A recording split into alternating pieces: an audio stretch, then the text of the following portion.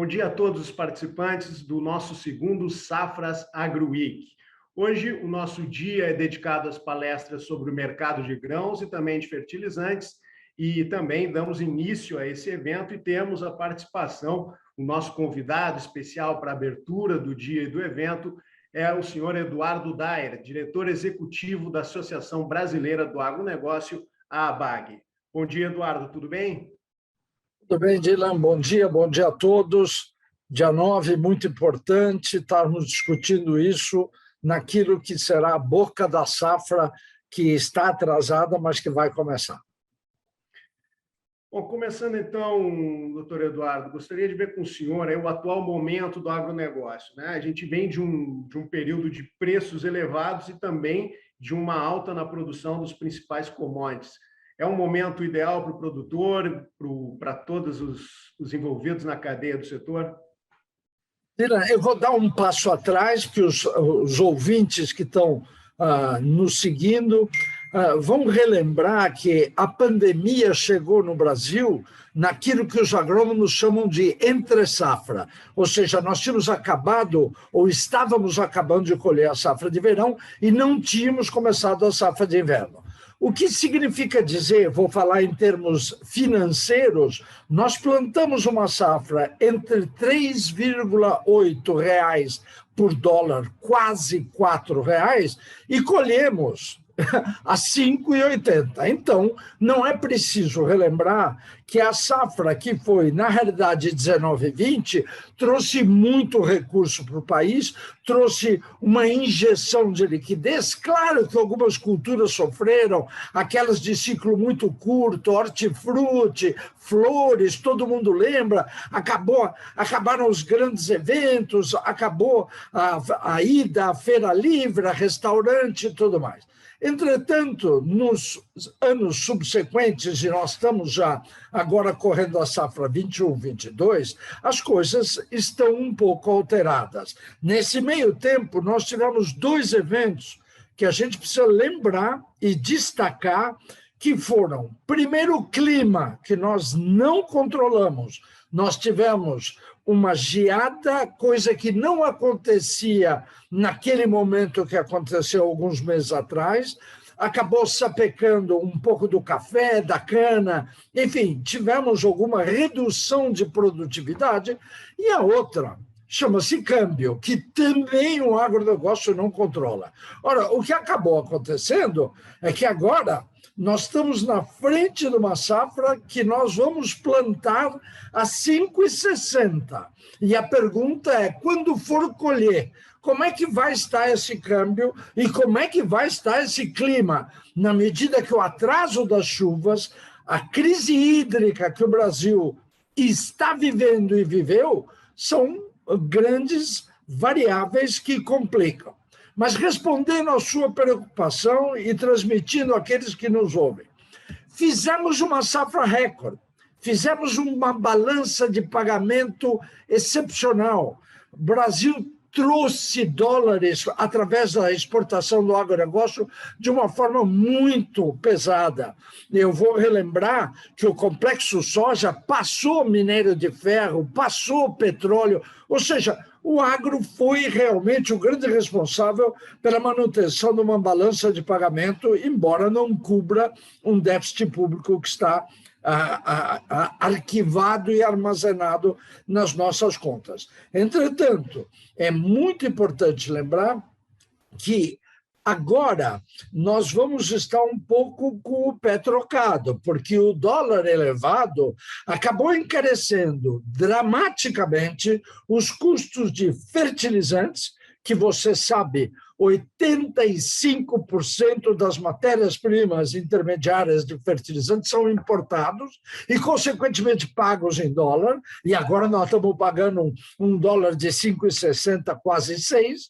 E, por outro lado, os defensivos que vem no capítulo 2 dessa novela, caso haja ferrugem asiática, caso haja alguma infestação de inseticidas, mesmo os herbicidas, também tem por origem matérias-primas importadas. Então, nós estamos, nesse momento, caminhando para uma outra safra recorde, Esta que aconteceu no ano calendário 2021 está feita. Nós vamos bater recorde em 2021. A BAG estima mais de 880 bilhões só no mundo vegetal de receita agrícola, o que não significa dizer um grande número, mas uma preocupação muito grande. Porque, só para concluir minha fala, nós não tivemos um acréscimo de produtividade e de produção, mas tivemos um auxílio cambial que acabou alavancando a maior receita agrícola.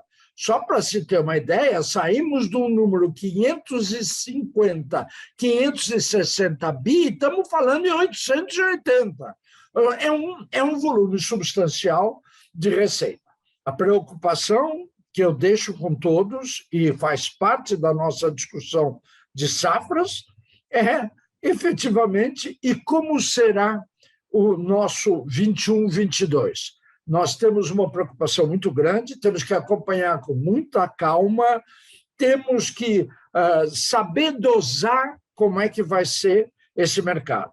E, claro, sempre relembrar que o ano de 2022, eu escutei outro dia de um grande consultor, começa o apagão das canetas. Por ser um ano eleitoral, ninguém vai fazer nenhuma mudança estrutural enorme, a reforma tributária está absolutamente enrolada, então nós vamos ter aí alguns problemas para enfrentar em 2022. Mas o agro é mais do que tudo isso, nós vamos sobreviver. Nós já sobrevivemos um passado bastante conturbado. Eu sou daquela geração, Dylan, que viveu inflações de 30% ao mês. Então, nós sabemos como sobreviver. Doutor Eduardo, o senhor até falou do apagão das canetas, mas tem um apagão aí que tá preocupando os produtores, é um assunto que essa preocupação vem sendo recorrente nos últimos dias, nos últimos meses, é a questão do apagão dos insumos, né? Vem se trabalhando muito com isso, com a possibilidade de faltar insumos para a próxima temporada. E também um outro ponto que eu gostaria que o senhor falasse um pouco para nós é sobre a questão do encarecimento dos contêineres e dos fretes marítimos. Bom, vamos lá. Aí tem algumas coisas absolutamente imponderáveis e outras quase que insolúveis. No caso dos insumos, nós temos que separar dois grupos de insumo. Eu não quero entrar no detalhe do calcário, que é resolvido regionalmente, nem tanto da semente, que, embora tenha por origem uma transgenia e uma importação substancialmente importante, não nos parece um problema. Fertilizantes e defensivos, com duas óticas diferentes. E aqui eu queria transmitir, de certa forma, alguma tranquilidade a quem nos ouve. Nós, na nossa história de fertilizantes, eu particularmente ocupei durante 10 anos, tenho muito orgulho de ter vivido a indústria de fertilizantes como vendedor e, ao fim da minha carreira, como diretor executivo da Associação Nacional de Difusão de Adubo, eu nunca presenciei, por mais de 3 ou 4 décadas, que fertilizantes realmente faltassem. Existem algumas faltas pontuais e tudo mais. Como é que vai ser este momento? Não é que vai parar, primeiro, os estoques de fertilizantes hoje em poder da indústria são ainda bastante importantes. Como você depende de matéria-prima importada e sabendo que tinha uma pandemia, as indústrias de fertilizantes, sobretudo aquelas multinacionais, importaram com maior vigor. Existe um estoque, sobretudo de cloreto de potássio, que é dos NP e K, o mais problemático para o Brasil, existe sempre um estoque maior.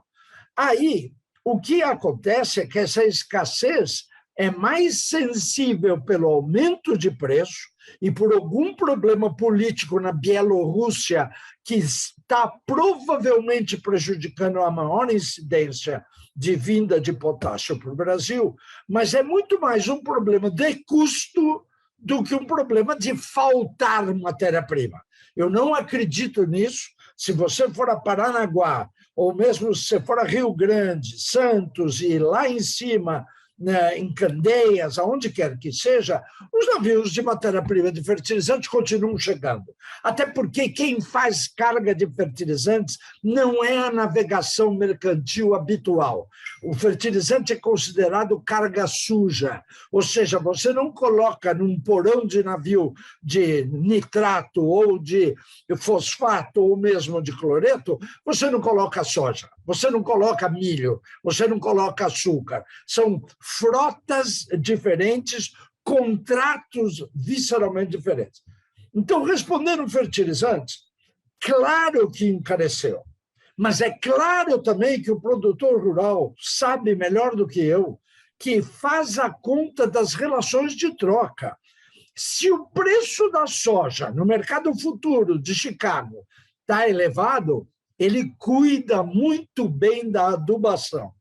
Se o preço não está tão convidativo, ele cuida menos. Eu costumo dizer e costumava dizer, a planta não fala, mas a gente escuta que se eu tiver uma boa remuneração, eu invisto mais tecnologia. Ora, o que está acontecendo, Dylan, e pode acontecer em 2022, é uma pequena redução na adubação média das diferentes culturas, observados os preços do mercado, porque o mercado continua, de certa forma, excitado, gerando compras de alimentos. Então, eu diria o seguinte, não vamos sofrer com o assunto fertilizantes na medida em que o próprio produtor rural vai compensar a adubação ou não. Vou lembrar que aqueles nossos ouvintes que tradicionalmente adubaram nos últimos 10 anos, faz uma análise de solo, existe uma poupança no solo. Se você deixar de adubar mais fortemente um ano, pode ser que a safra seja do mesmo padrão ou melhor do que a safra anterior. Depende mais do regime de chuva, depende mais dos tratos culturais do que de uma adubação efetiva. Então, esse é um issue. Defensivo já, o assunto é um pouco diferente. Defensivo tem uma dependência muito grande, como de resto o mundo todo, uma dependência da China.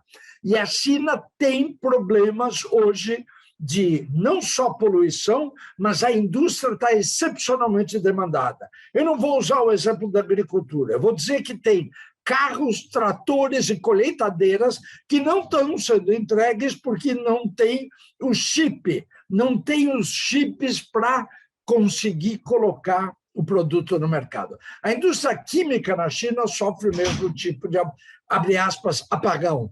Então, aí é mais complicado. Aí nós vamos ter alguma carência de ingredientes ativos que de lá vem. Então, é mais delicado, lembrando, entretanto, que os defensivos têm mudado um pouco de figura. Primeiro, bioinsumos hoje são estimulados. Biodefensivos, assim como biofertilizantes, que não exigem tanto da química, mas algumas lavouras, algumas pragas dependem sim, quando você tiver, e se infelizmente tivermos a incidência de ferrugem asiática, você precisa de fungicida em uma semana. Não é que dá para guardar, imaginar que nós vamos discutir, ou se tiver uma incidência, vou relembrar, Dylan, você lembra Helicoverpa armigera, uma lagarta que atacou e deu um prejuízo de 2 bilhões de dólares, porque a Anvisa, o Ministério da Agricultura tergiversaram e não saía a aprovação de alguns produtos. Eu diria que talvez defensivo tem que se ficar mais atento, mais esperto, fazer um monitoramento das lavouras, olhar com muito carinho, porque, por exemplo, a ferrugem, se você tiver alguma incidência, você precisa aplicar fungicida muito rapidamente. Não dá para esperar, vamos ver como a coisa acontece, porque você pode ter uma perda muito grande. Agora, por fim, o assunto que você colocou de fretes marítimos e container é um problema que nós estamos vivendo de uma forma geral. Todo mundo está mais estocando e guardando insumos e alimentos do que habitualmente faz. Ou seja, essa é a hora que a gente fica vitimizado por um problema de falta de container. Aí afeta algumas culturas, particularmente, que usam container como mecanismo de exportação. Efetivamente, como, por exemplo, o café. Eu não consigo sair café por aí sem exportar a granel. Isso não é palatável, não é possível. Então, nós temos aí um problema, e frete marítimo subiu de preço, assim como você, eu e quem nos ouve também está pagando mais caro pelo combustível. Veja, os navios não andam de forma eólica ou de energia solar. Eles usam óleo diesel, ou eles usam todo um aspecto de que também ficou mais caro. E há uma disputa em fretes marítimos. O Brasil tem um problema logístico ainda no sistema portuário. Nós vamos lembrar que descarregar navios, seja de fertilizantes ou de defensivos, e mesmo carregar navios de exportação de soja, milho, açúcar, o que quer que seja, nós temos uma morosidade e estamos arcaicos nesse sentido. Melhoramos muito, mas a prova disso é que os portos do Arco Norte acabaram aliviando Paranaguá, Santos e Rio Grande, na medida que as cargas de grãos começaram a subir, e isso hoje talvez 30% sai pelo Arco Norte e aliviou um pouco os 70%. Mas não será trivial o que nós vamos ter que cuidar dos fretes marítimos. Existem cláusulas específicas na navegação. Lembre-se que o Brasil usa muito ainda o canal do Panamá para ir para o Oriente, para ir para a China e tudo mais. E quando você fala em Panamá, vem na cabeça de quem conhece navegação navios Panamax, que são os navios que passam no canal do Panamá com 50 mil, 60 mil toneladas. Hoje, a China caminha com navios Chinamax, que levam 300 mil toneladas. Então, tem uma desproporção. Nós não temos calado nos portos para aguentar navios maiores e nós temos uma certa ausência de competência nas cargas e descargas marítimas. Nós temos uma legislação atrasada, tudo está sendo feito para se renovar. Estamos, pelo menos, assistindo que no futuro vamos ter a ferrovia nos ajudando muito mais, mas eu lembro o que um caipira costuma dizer, que a ferrovia não vai até a fazenda. Eu tenho que buscar na estação. Desculpa, falei demais, Dylan. Tá certo, doutor Eduardo. Desculpa, eu estava com a comunicação aqui no mudo. Eu agradeço a sua entrevista, as informações, trouxe muitos pontos que merecem atenção aí, que a gente vai discutir ainda no decorrer dessa segunda edição da Safras AgroWeek. Muito obrigado. Obrigado a você e aos seus ouvintes. Disponha, por favor, a qualquer instante, a BAG está à disposição. Grande abraço.